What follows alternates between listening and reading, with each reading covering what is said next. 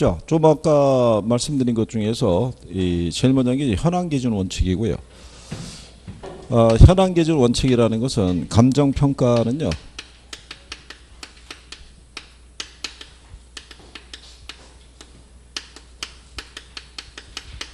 기준 시점 현재 상태대로 평가하는 것을 현황 평가라고 얘기를 하죠. 그럼 여기서 우리가 이 기준 시점이라고 배우셨죠? 그 용어는 분명히 숙지하셔야 돼요. 기준 시점에 대해서는 출제할 때 인용도 해주니까. 기준 시점이라는 것은요, 감정 평가의 기준이 되는 날짜를 우리가 기준 시점이라고 그래요.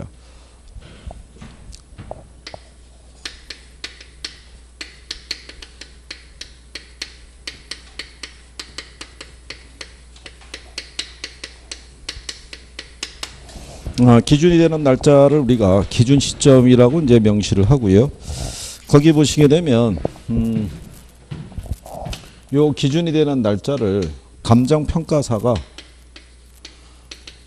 물건의 가격 조사를 완료한 날짜를 이제 얘기하죠. 날짜가. 그러니까 이제 표현을 할 때요.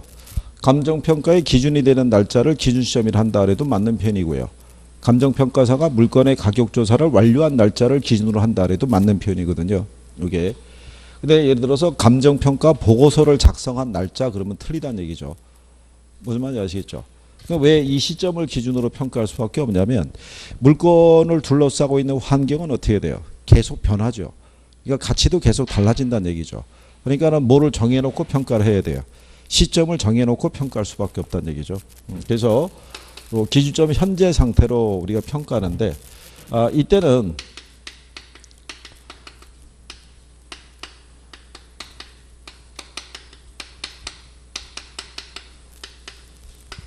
공법상 제한을 받고 있는 상태면 그냥 그 상태 그대로 평가하라는 얘기죠.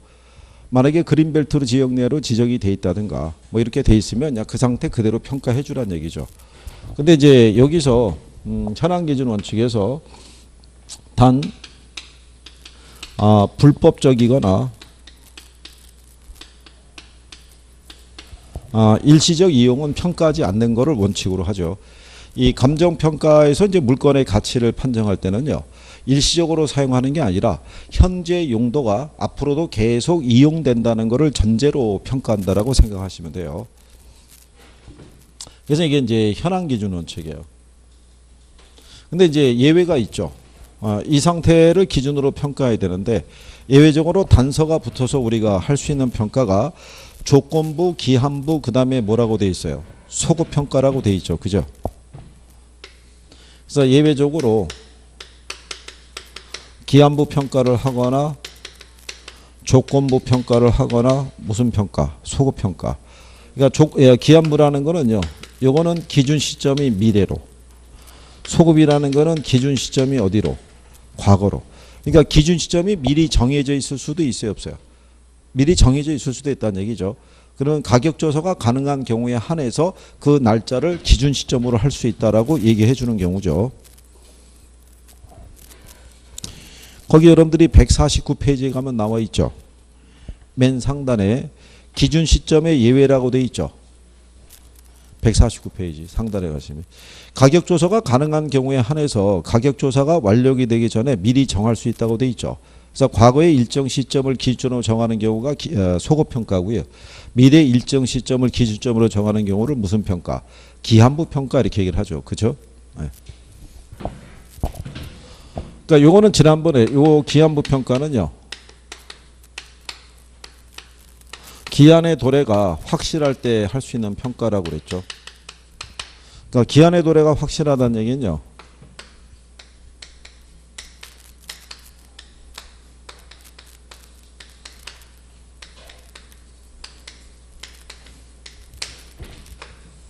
이번 이제 말이 이달 말일이면 지하철역이 개통이 돼요. 개통이 되면 그 주변에 이 물건의 가치의 변화를 줄 수가 있겠죠. 그럼 이달 말일날 개통이 된다는 얘기는 지금 거의 공정률이 99%라는 얘기잖아요. 그러니까 지금서부터 한 일주일 지나면은 이 상태가 주어질 것이라고 보면 현재가 아니라 오늘이 6월 22일인가요? 이 날짜를 기준점으로 하지 않고 이 날짜를 기준점으로 평가할 수 있다는 얘기죠. 그러니까 이 물건의 소유자가 지금 이 물건을 담보로 대출을 받으려고 그래요. 대출을 받으려고 하는데 지금 상황보다는 이 상황을 기준으로 평가할 때가 훨씬 가치가 어떻게 돼요? 높아질 수 있을 때. 그러니까 누가 요청하겠어요? 의뢰인이 요청을 하겠죠. 그때 평가사가 봤을 때 타당성이 있으면 요 시점을 기준으로 평가를 해줄 수 있다는 거죠. 그런 평가를 무슨 평가? 기한부 평가 이렇게 얘기를 하죠. 그 다음에 이제 조건부 평가라는 것은요. 요거는 법령에 다른 규정이 있을 때 있죠. 그럴 때는 무슨 평가도 할 수 있어요? 조건부 평가. 그러니까 예를 들어서 이런 거죠. 여기 현황 기준 평가잖아요. 현재 상태대로. 그럼 현재 상태가 무슨 상태냐면 토지 위에 이렇게 건물이 있어요.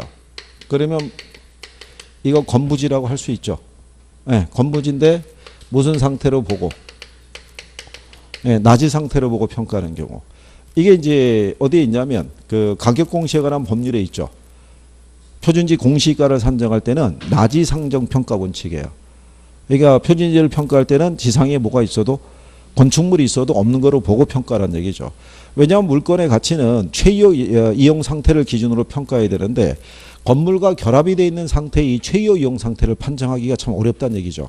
그렇기 때문에 있어도 없는 거로 보고. 그럼 여러분들이 앞에서 용어 배울 때 낮이 건부지 배웠죠. 어느 게 시장성이 좋아요? 낮이가 시장성이 좋은 이유가 걔가 이걸 기대할 수 있으니까. 무슨 이용을? 부동산의 가치는 이용 상태를 기준으로 평가를 해줘야 된다고요. 그렇기 때문에 이럴 때는 무슨 평가할 수 있다? 조건부. 그런데 예를 들어서 요게 사회 통념에 반하는 성격의 어떤 평가를 단서를 달아서 요청을 하면은 그는 평가사가 수임을 거부할 수도 있어요. 그러니까 여기 현재 이 토지가 매립지인데 상업용지를 가정하고 평가해달라 이렇게 하는 건 거부할 수 있어요. 그러니까 매립지하고 상업용지에 따른 가치의 차이가 너무 큰 거죠. 그래서 그런 단서다라고 보시면 되겠고. 그 다음에 이제 소급평가라고 그래서요. 이거는 기준 시점이 어디로 갈 수 있다는 거예요. 과거로 갈 수 있다. 이런 얘기죠. 그죠? 가령 예를 들어서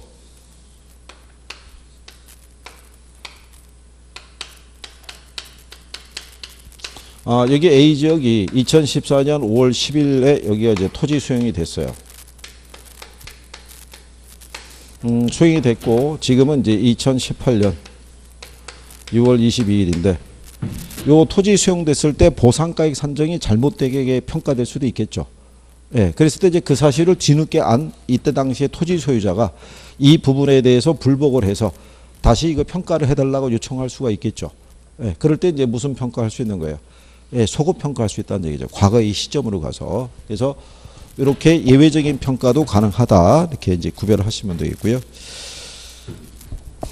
그 다음에 이제 두 번째로 나오는 게요. 개별 물건 기준 원칙이죠.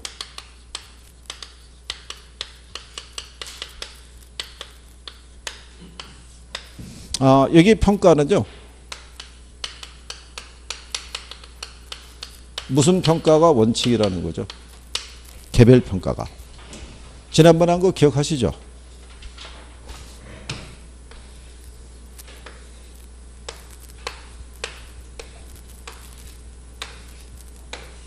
모든 평가는 개별 평가가 원칙이죠. 위치가 틀리니까. 가치가 틀리니까. 개별 평가가 원칙인데 예외적으로 일괄 평가할 수도 있고요. 구분 평가할 수도 있고 그 다음에 무슨 평가? 예, 부분 평가도 가능하다라고 설명한 거죠. 그죠? 여기 4개 필지가 있는데 101번지, 102번지, 103번지, 104번지에 있는 요 개별 필지가 있어요. 그럼 따로따로 평가해야 되는데 얘네가 하나의 공장 부지로 제공이 되고 있으면 따로 평가할 일이 없잖아요. 그럴 때는 무슨 평가할 수 있다는 거예요. 일괄 평가할 수 있고. 그 다음에 여기 이렇게 도로가 지나고 있을 때 도로변에 있는 여기 하나의 필지가 있죠. 근데 전면은 상가 쓰고 있고 이면은 주택으로 쓰고 있으면 하나의 물건이라도 가치가 틀리잖아요. 그럴 때는 무슨 평가할 수도 있다. 네, 구분 평가할 수 있다. 이런 얘기고. 그 다음에 여기 이렇게 일체로 이용되고 있는 토지의 일부만을 평가하는 것은 금지하도록 되어 있어요. 근데 이게 합리적인 조건이 수반되거나 사회 통념상 필요하다고 인정이 되면은 부분 평가도 할 수 있죠. 일로 이렇게 도로가 열릴 수도 있잖아요. 그러면 여기 수용된 요 땅에 대한 보상 평가를 시행할 수도 있고요. 나머지 잔여지 있죠. 네, 이런 거 보상 평가할 때는 그 부분만 평가할 수도 있다. 이런 얘기예요. 그래서 개별 물건 기준 원칙인데 예외적으로 이런 평가도 할 수 있다. 그래서 일괄 평가, 구분 평가, 그다음에 부분 평가 뭐 이런 거 얘기하죠. 그래서 이제 그런 내용 정도로 보시면 되겠고요. 거기 기타 감정 평가 분류 있는데 그거는 뭐 참고하셔도 되죠. 네. 특별한 거 없으니까요. 그다음에 이제 우리 교재 쪽에서는 그게 언급이 안 돼 있으니까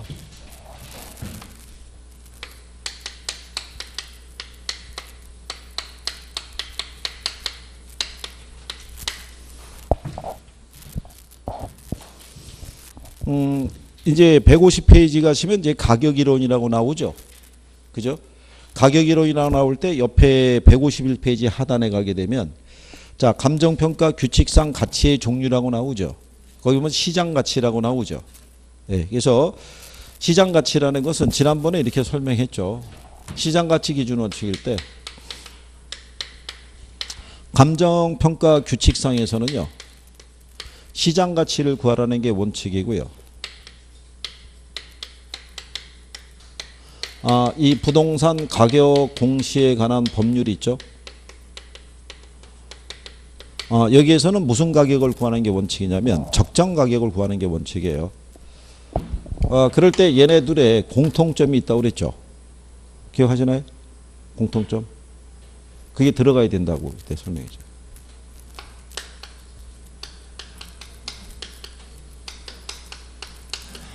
요게 들어가야 돼요. 그러니까 통상적인 시장이라는 건요. 공개된 자유시장을 얘기를 해요. 그러니까 누구라도 들어와서 거래할 수 있는 그런 시장을 얘기하죠. 이걸 만약에 한정된 시장 그러면 틀리는 거죠. 이 한정된 시장이라는 거는 시장이 이해 당사자에게로 한정돼 있다는 얘기죠.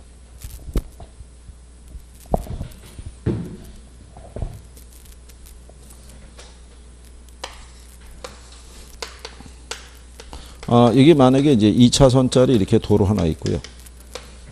토지가 있어요. 여기 전면은 한 15평 정도 되는데요. 요거는 갑의 소유고요. 뒤에 거는 한 275평 되는데 이건 을의 소유예요. 근데 뒤에 땅은 주변 토지에 묶여있는 맹지예요. 이게 그래서 현재 얘는 그래도 도로에 접해 있기 때문에 평당 그래도 한 70만 원 정도 가치가 있는데요. 뒤에는 맹지가 돼가지고 한 5만 원 이 정도밖에 가치가 없어요. 이렇게. 근데 어느 날 이쪽으로 도로가 한 6차선짜리 도로가 열리고 이쪽에 하나에 또 무슨 뭐 사람들이 많이 찾아올 수 있는 시설이 하나 들어서요. 그럼 이 부지의 효용 가치가 커질 거 아니에요. 커질 때 그러면 이 부지가 각각 15평 그다음에 275평으로 나눠져 있었을 때 그죠? 각각의 가치가 이렇게 돼 있잖아요. 근데 둘이 만약에 합쳐지게 되면 어떻게 돼요? 이 시너지 효과가 나올 수가 있죠. 뒤에 있는 애는 도로하고 접한 통로가 없기 때문에 활용성이 떨어지는 거고요. 얘는 도로하고 접하고 있지만 어떻게 돼요? 면적이 작기 때문에 또 효용 가치가 떨어지죠. 그래서 여기 있는 만약에 A지가 있고 뭐가 있을 때 B지가 있을 때 두 개를 합쳐서 만약에 C라는 토지가 나오게 되면 가치가 그만큼 커질 수 있어요 없어요? 그렇겠죠. 그럴 때 만약에 이 사람에게 평당 70을 주고 팔으라 그러면 팔겠어요 안 팔겠어요? 안 팔 거 아니에요. 이 사람에게 35만 원 줄 테니까 팔으라면 안 팔 거 아니에요. 이거를 합치기만 하면은 어쨌든 가치가 상승되는 건 알 수 있을 거 아니에요. 그죠? 그럼 요 두 개의 땅이 다 필요한 사람들의 입장에서는 이거보다는 시세가 어떻게 돼요? 높게 설정이 될 수밖에 없겠죠. 그 시장이 이해 당사자 간에 이렇게 한정돼 있을 때 성립될 수 있는 거를 한정 가격이라고 그래요. 그거를. 그래서 그런 한정 가격이라는 표현이 나오면 틀리는 거예요. 무슨 말인지 아시겠죠? 그래서 요 개념이 들어가야 돼요. 여기 시험에서 한 2번 나왔어요. 그래서 통상적인 시장이라는 표현이 들어가야 되죠. 그래서 거기 여러분들이 보시면 그래서 시장 가치라는 것은 무슨 시장에서 통상적인 시장에서 그거 일단 기억해 주시면 되겠고 그 다음에 거기 옆에 보면 시장 가치 외의 가치를 기준으로 평가할 수 있다고 돼 있죠. 아까 설명해 드린 것처럼 법령에 다른 규정이 있거나 감정평가 의뢰인이 요청하거나 또는 대상 물건의 특성에 비추어서 사회 통념상 필요하다고 인정이 될 때는 시장 가치 외의 가치를 기준으로도 평가할 수 있다 이렇게 생각하시면 되죠. 무슨 말인지 아시겠죠? 네. 그 정도까지 하신 거고요. 그 다음에 이제 우리 교재에 보면은 부동산 가격 이론 이렇게 되는데요. 근래는 뭐 부동산 가치 이론 뭐 이렇게도 표현하죠. 그래서 제일 먼저 나오는 게 가격과 가치 뭐 이렇게 나오죠.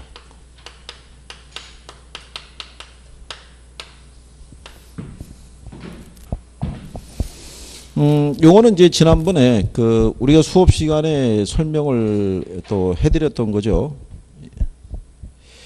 거기 보면 이제 부동산 가치 뭐 이렇게 나와 있죠.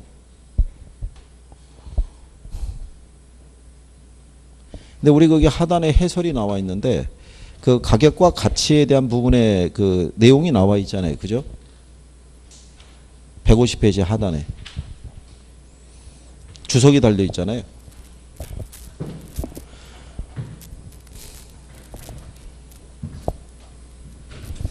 우리가 지난번에 가치와 가격 했을 때 가치의 정의관계 해가지고요.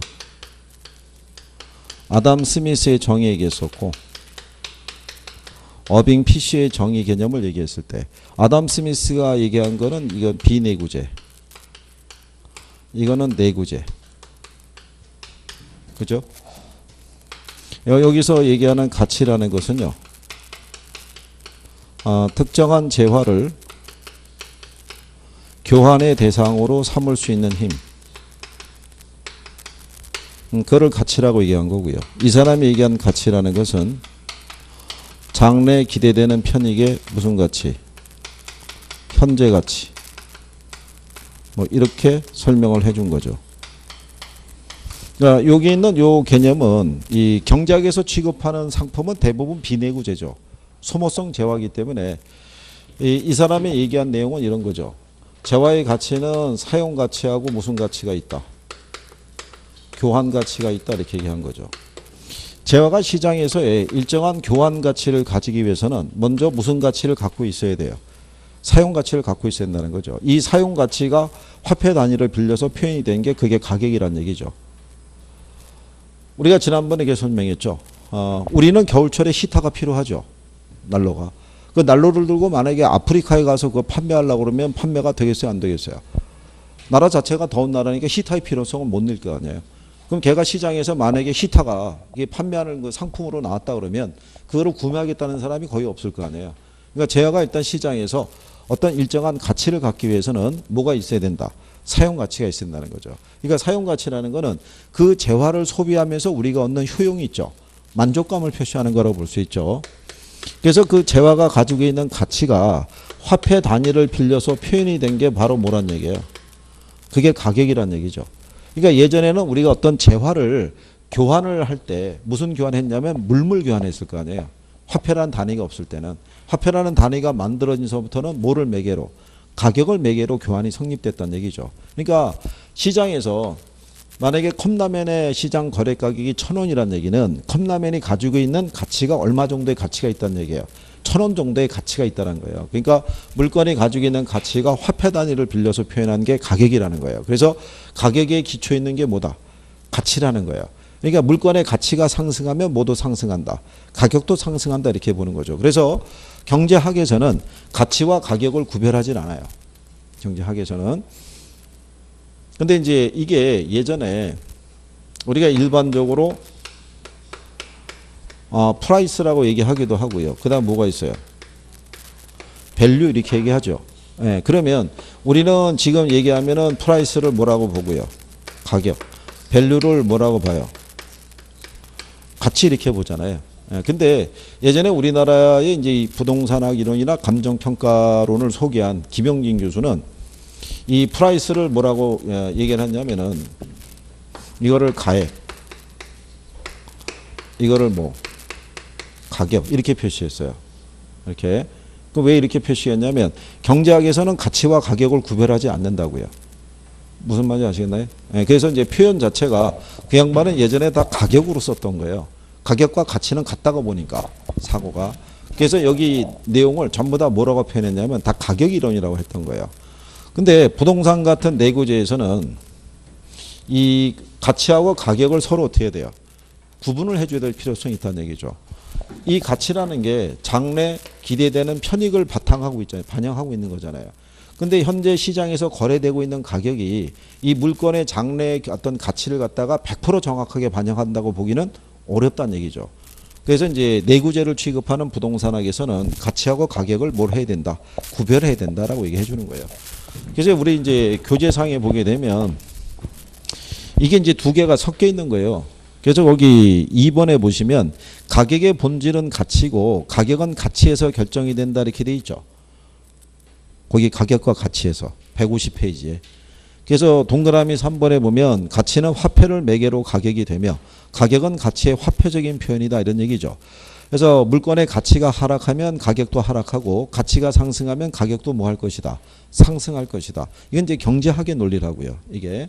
그래서 이제 가치가 주관적이고 또는 추상적인 개념이라고 그러면 가격은 가치가 시장을 통해서 화폐 단위로 구현된 객관적이고 구체적인 개념이라고 할 수 있다 이런 얘기죠. 그러니까 여기 논리상에서는 가격과 가치가 같다고 보잖아요. 근데 내구재에서는 가격과 가치를 구분해 줘야 된다고 보거든요. 현실 시장에서 거래되는 가격이 그 물건의 장래에 기대되는 편익을 100% 정확하게 반영했다고 보기는 어렵다는 얘기죠. 그래서 이 부동산학에서는 가치와 가격을 구별한다라고 이렇게 보시면 되겠죠. 그래서 이제 거기 보시면은 옆에 151페이지에 가면 가치와 가격을 구별해 놓은 박스가 있죠. 예. 여기서 이제 출제를 가끔 해요. 그래서 가격이라는 것은요, 특정 부동산에 대한 교환의 대가로서 시장에서 매수자하고 매도자 간에 실제 지불된 금액이라고 돼 있죠. 그래서 가격을 우리가 실거래액이라고 그래요. 그러니까 실거래액이라는 것은 우리가 쉽게 파악할 수 있죠. 이미 시장에서 거래된 거니까. 그리고 이미 지불된 것이니까 무슨 값이라고 할 수 있어요. 과거의 값이죠. 그렇죠? 그래서 이제 특정 시점에서 그 주어진 시점에서 가격은 몇 개밖에 없겠어요. 하나밖에 없다는 얘기죠. 오늘 오전에 부동산이 거래돼서 거래된 가격이 3억이라고 그러면 지불된 금액은 3억 하나밖에 없잖아요. 그렇죠? 그래서 주어진 시점에서 가격은 몇 개밖에 없다는 거예요. 하나밖에. 근데 가치라는 거는 장래에 기대되는 편익을 현재 가치로 환원한 값이라고 할 수 있죠. 장래에 기대되는 편익을 우리가 바탕으로 한 현재의 값이라는 얘기죠. 그래서 얘는 주어진 평가 목적에 따라, 거기는 보는 관점에 따라 이렇게 돼 있죠. 보는 관점이 아니라 평가 목적에 따라 주어진 시점에서 가치는 여러 개가 존재할 수 있다는 거죠. 우리가 지난번에 수업 시간에 설명해 드린 것처럼 이런 얘기죠. 여기 만약에 부동산이 있는데 6월 22일 날 오전에 이게 3억에 매매가 됐어요. 그럼 이거는 시장에서 거래된 뭐예요? 가격이잖아요. 가격은 이 시점에서 몇 개밖에 없어요. 하나밖에 없는 거죠. 근데 얘를 과세 목적으로 평가하느냐, 투자 목적으로 평가하느냐, 아니면 보험의 대상으로 평가하느냐에 따라 이 평가 목적이 뭐냐에 따라 가치는 어떻게 돼요? 여러 개가 성립할 수 있다는 얘기예요. 무슨 말인지 아시겠나요? 네, 그래서 주어진 시점에서 가격은 몇 개밖에 없고요. 하나. 가치는 여러 개가 성립할 수 있다라고 생각하시면 돼요. 가장 최근에 나온 게 그거예요. 가격은 현재의 값이고 가치는 미래의 값이다. 이렇게 해서 틀리게 출제한 적도 있어요. 가격은 이미 지불됐기 때문에 무슨 값인 거예요? 과거의 값이고 가치는 장래이익을 바탕으로 한 무슨 값이다? 현재의 값이다. 이렇게 이제 구별해 주시면 돼요. 무슨 말인지 아시겠죠? 네, 그 정도 정리해 두시면 될 거고요.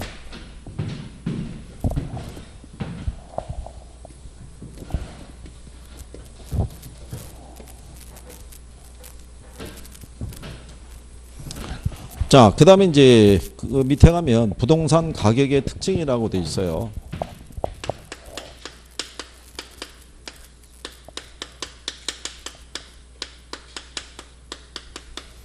이 가격의 특징이라는 것은요, 일반 재화에서는 찾아볼 수가 없고요. 부동산만 가지고 있는 고유의 특징이라고 생각하시면 돼요. 그죠?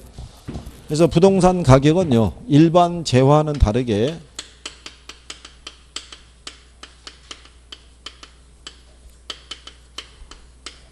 얘는 가격하고 임료로 표시를 해요. 그죠? 일반 재화는 상품 자체의 가격만 표시가 되죠. 근데 얘는 두 개로 표시가 되잖아요. 그죠? 우리가 왜 중개 사무실에 가게 되면 유리창에 붙어 있을 때 보면 매매가가 있고 전세 있고 월세 있고 붙잖아요. 근데 우리가 마트나 편의점에 가게 되면 물건 자체의 가격밖에는 제시가 안 돼 있잖아요. 얘는 왜 두 개로 제시할 수 있다고 그랬어요? 두 개로. 왜 두 개로? 수명이 기니까. 이게 임대차에 제공이 되잖아요. 일반 상품은 소모성 재화니까 임대차에 제공할 수가 없잖아요. 그죠? 그러니까 얘는 가격하고 뭐로 표시할 수 있는 거예요? 임료로. 두 개로 표시할 수 있다고요. 그죠?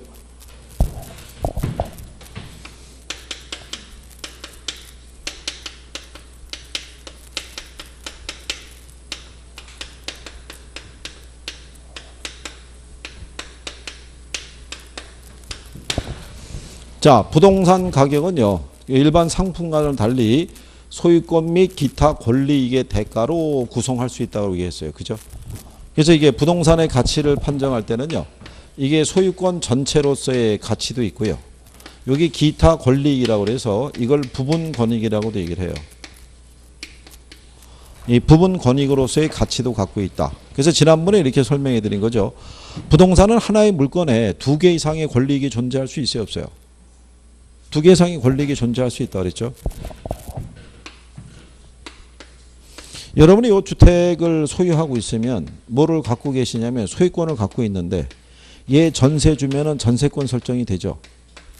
그 다음에 얘를 담보로 대출 받으면 저당권이 설정이 되잖아요. 그러니까 하나의 물건에도 두 개 이상의 권리이익이 존재할 수가 있다는 얘기죠. 그래서 이걸 별도로 가치를 추계해야 돼요. 왜 별도로 가치를 추계해야 되냐면 전세권하고 저당권을 합한 게 소유권의 크기하고 일치하지 않죠. 그래서 소유권 전체로서의 가치를 우리가 평가할 때도 있고 이 부분 권익의 가치만 따로 평가할 수도 있다라고 얘기를 해요. 그래서 이제 이렇게 표현하시니까 그러니까 여기서는 포인트가 그거예요. 하나의 물건에도 두 개 이상의 권리이익이 존재할 수 있다 없다? 할 수 있다. 없다 그러면 틀리는 거예요. 여기서 틀리게 해줄 수 있는 건 그거예요. 그러니까 그거를 유념하시면 되겠고요. 그래서 거기 우리 교재에도 명시가 돼 있죠. 두 개 이상의 권리이익이 동일 부동산에 존재할 때는 개개의 권리이익에 대해서도 그 가격이 형성이 된다 이렇게 돼 있잖아요. 그죠? 그 다음에 이 가격은요. 장기적인 배려하에 형성이 되죠.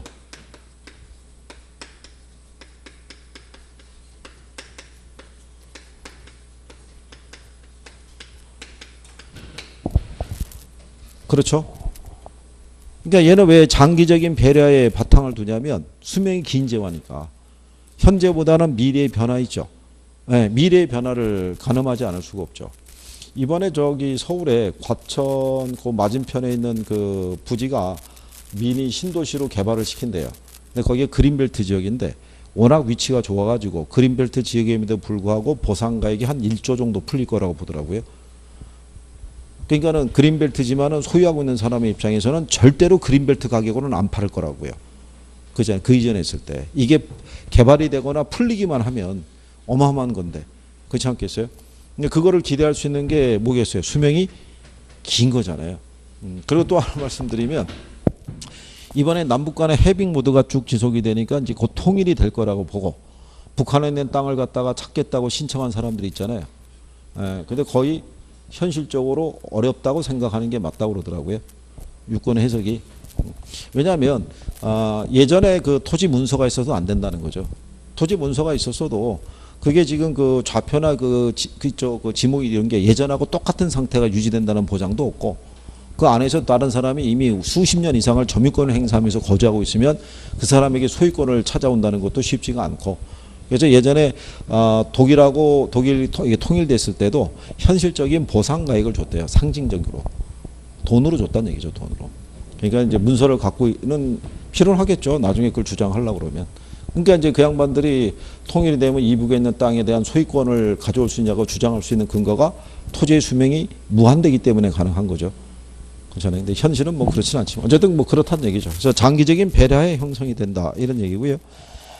거기 4번에 보면 개별적인 동기나 특수한 사정이 개입되기 쉽다고 해놨죠. 그래서 왜 그러냐면 부동산 가격은 무슨 가격을 형성한다는 거예요? 개별 가격을. 그렇죠? 우리가 이제 부동산에 대한 내용을 보면요. 똑같은 부동산인데 요거를 갑하고 을 사이에 거래가 이루어진 경우하고요. 을하고 또 병 사이에서 거래가 이루어졌을 때 시세가 서로 다 다를 수 있어요, 없어요? 다를 수 있죠. 여기서 이 사람이 정상적으로 거래를 했고 여기서 거래할 때는 뭐 증여로 넘겨줄 수도 있고 뭐 다양한 방법이기 때문에 그래서 개별적인 사정과 동기가 개입되기가 쉽다라고 얘기를 하죠. 그래서 이제 평가사가 시장에서 그래서 거래 사례를 구하게 되면요. 사례를 수집하게 되면 이 작업을 하도록 돼 있어요. 사정 보정 작업을. 그러니까 이제 이게 어떤 특수한 사정과 동기가 개입되어 있는지 여부를 확인해야 된다는 얘기죠. 그래서 혹시 만약에 그런 사정이 있으면 그런 사정이 없는 상태로 보정해 줘야 된다. 뭐 이런 얘기가 되는 거죠.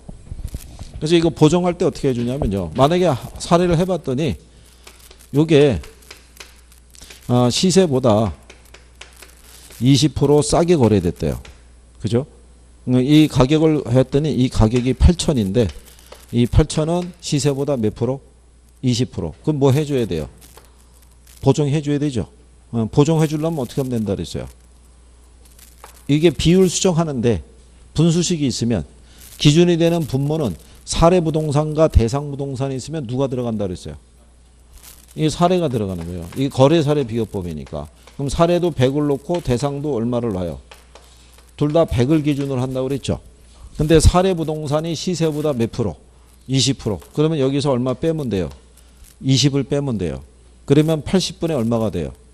100이 되겠죠. 80분의 100을 나누면은 1.25 나와요. 그죠? 8천 곱하기 1.25 하면 1억 나와요. 그러니까 원래 시세가 1억짜리였는데 몇 프로? 20% 싸게 거래했으니까 다시 20% 올려줘야 된다는 얘기죠. 그렇게 해주는 작업이 뭐예요? 그게 사정보정이라고 보시면 돼요. 사정보정. 비율 자체만 이렇게 이제 수집하는 개념이다. 수정만 하는 개념이니까 그것만 조금 하시면 될 거예요. 자, 그 다음에 부동산 가격은요. 이거를 반영한 가격이죠. 지역성을 반영한 가격이다. 부동산은 움직이지 못하잖아요. 그러니까 얘가 어느 주거 환경, 어느 지역 내 소재하고 있느냐에 따라서 시세는 달라질 수 있어요, 없어요? 달라질 수 있겠죠. 그죠? 같은 30평형 아파트라도 둔산동에 있느냐, 그죠? 안에 뭐 오룡동에 있느냐, 거기에 따라서 시세는 어떻게 돼요? 달라지는 거죠. 예. 그 다음에 부동산 가격의 특징 중에 하나가 뭐냐면 하방 경직성이 있다는 얘기죠. 그러니까 하방 경직성이라는 건요. 부동산 가격은 수요가 전무하더라도 일정 수준 이하로는 가격이 떨어진다, 안 떨어진다? 안 떨어진다는 얘기죠. 자, 부동산을 소유하고 있는 사람은 자기가 이 부동산을 매수한 가격이 있어요, 없어요? 근데 자기가 매수한 가격 이하로는 안 팔 거라고요. 그렇죠? 그걸 팔지 않는 이유는 부동산 가격은 다시 올라갈 것이라는 기대 심리도 반영할 수 있고요. 안 팔리면 세를 놓으면 되고 돈이 필요하면 대출 받았으면 되기 때문에 부동산을 소유하고 있는 사람들은 시세가 일정 수준 이하로 떨어지면은 거래를 하기 위해서 물건을 시장에다 내놓는 게 아니라 물건을 걷어가요.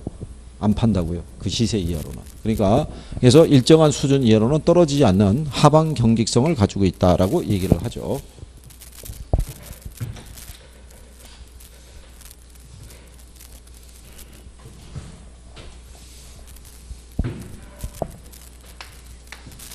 그래서 또 오늘이 그 정부가 그 보유세인가 뭐 개편한 오늘 발표한 날이죠. 네, 그래서 그것도 또 우리는 또 봐둬야 돼요. 이 학계로는 여러 가지 측면에서도 문항이 나올 수가 있기 때문에 이번에 이제 세금에 대해서 뭐 거기까지 나오지는 않을 거고 뭐 세법상에서는 반영할 수 있는 소지가 있을 거고 저희는 기본적인 세금에 대한 종류나 뭐 이런 거라도 구별할 수 있어야 될 거예요. 그 양도소득세, 보유세 뭐 이런 종류 있죠. 네, 그래서 요즘 또 이 정부 들어서 거기에 대한 관심이 워낙 많다 보니까 그래서 유관 시험에는 그것도 내고 있어요. 간평사 시험이나 이런 데서는 세금의 종류 막 이런 거 출제해요. 그냥 막. 그러니까 예를 들어서 여기 중개사 같으면은 1차만 공부하는 사람들은 쓰러질 거예요. 2차 수업을 안 들으니까. 그렇잖아요. 간단한 2차 수업 안 들으면 국세, 지방세 구별도 잘 안 될 거 아니에요. 그렇잖아요. 그러니까 이제 그런 용어나 이런 것들은 이제 여러분들이 그거는 여기다가 지금 적어드려도 기억이 안 되실 거라고요. 그러니까 그거는 이제 문제로 해가지고 자꾸 풀어보게 해야 돼요. 그러니까 조만간 이제 한 2주 지나면 이제 문제풀이 하잖아요. 그렇죠? 이게 중개사 공부하면요. 기본서하고 요약집하고요. 기본 문제집이 있으면 요게 3종 1세트예요. 요게 수험서로는.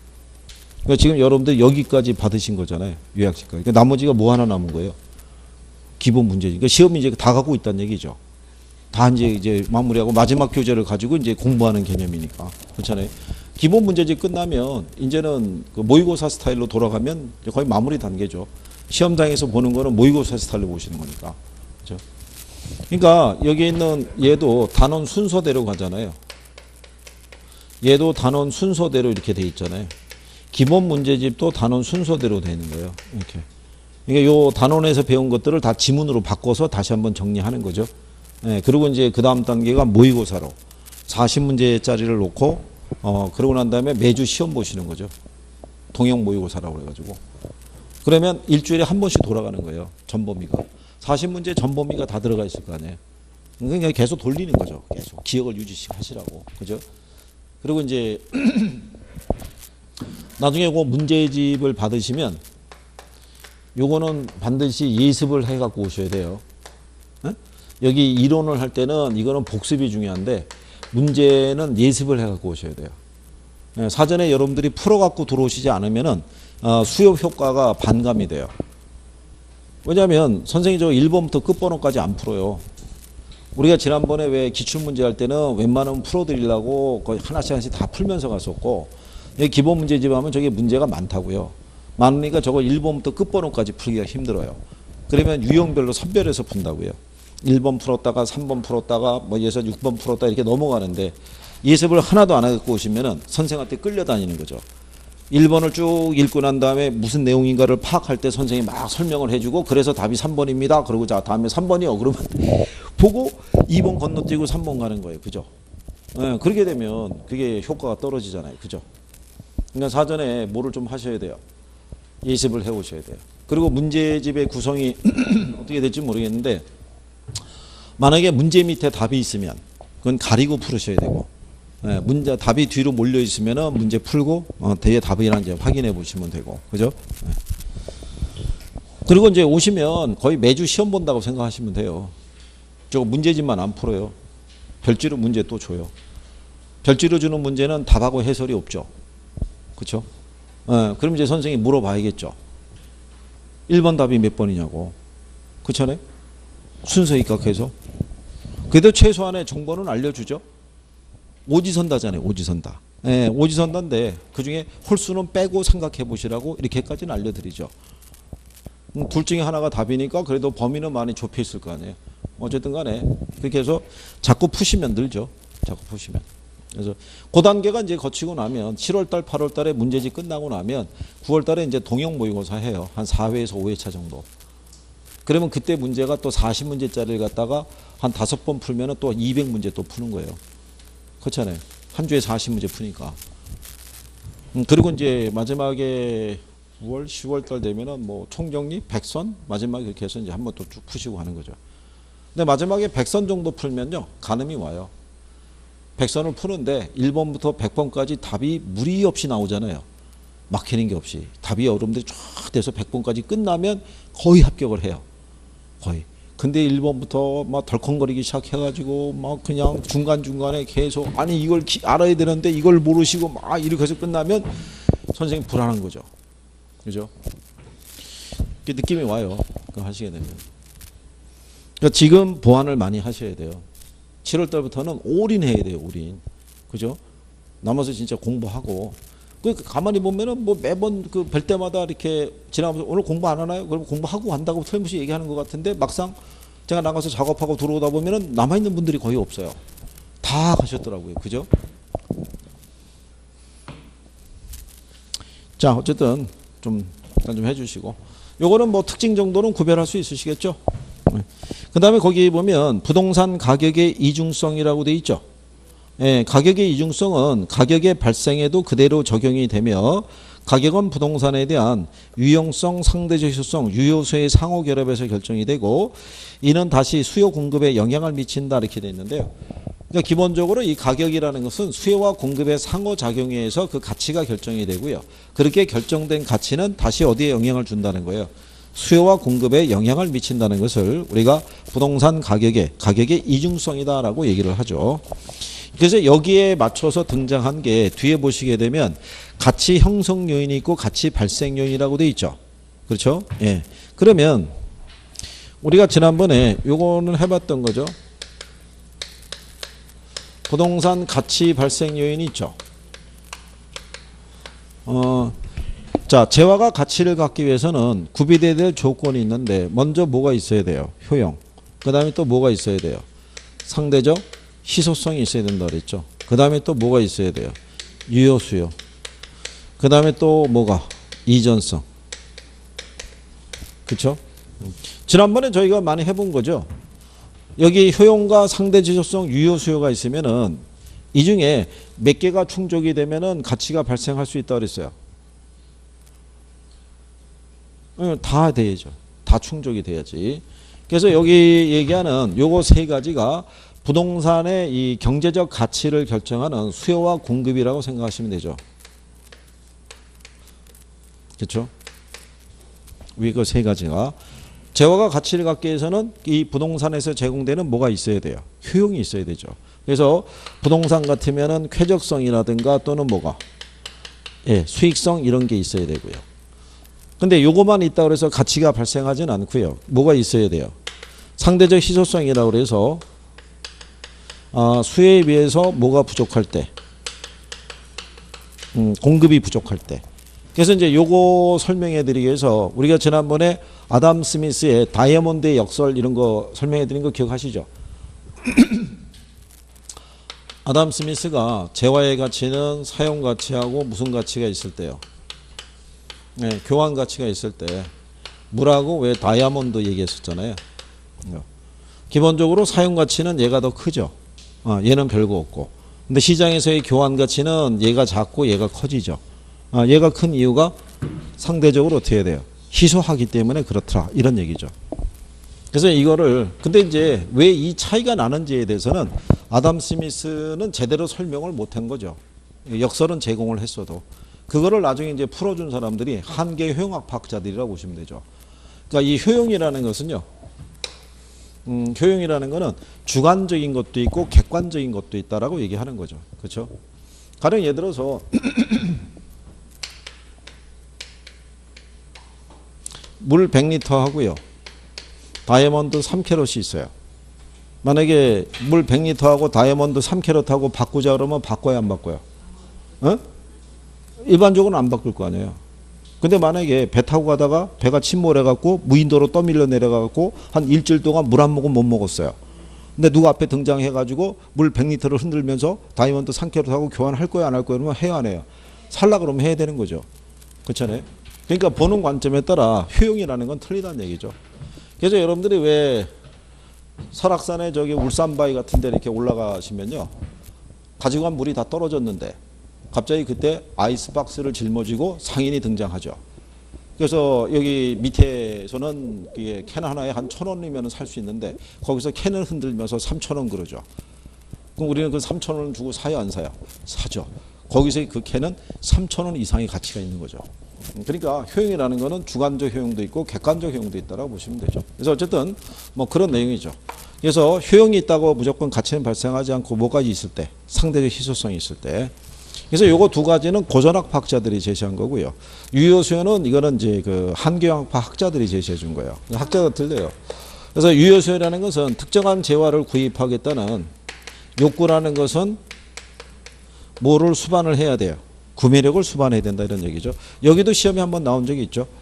유효수요라는 것은 반드시 구매력을 필요로 하는 것은 아니다. 이렇게 해서 틀리게 한번 준 적도 있죠. 그렇죠?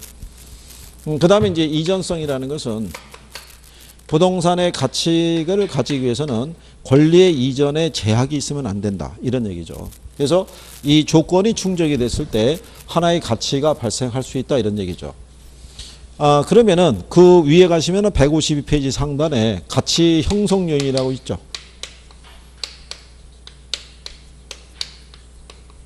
이 가치 형성 요인은 여기에 영향을 주는 거죠. 즉 가치 형성 요인은 부동산의 무슨 가치에 경제적 가치에 영향을 주는 요인을 가치 형성 요인이라고 그래요.